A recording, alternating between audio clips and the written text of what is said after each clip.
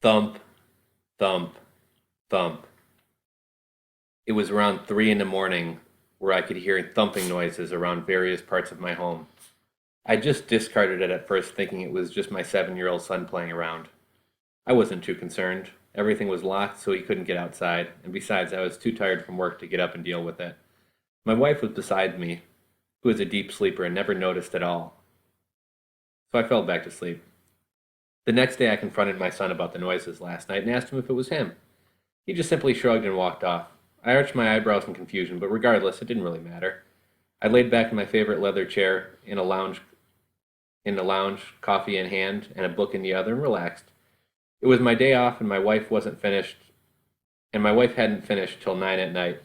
We recently moved into the area, so our son hadn't been enrolled in school just yet.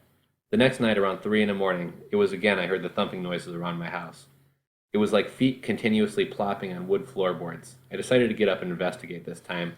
I walked down the hallway with white painted walls and made my ways down the carpet padded staircase. I could see the kitchen in view and the living room.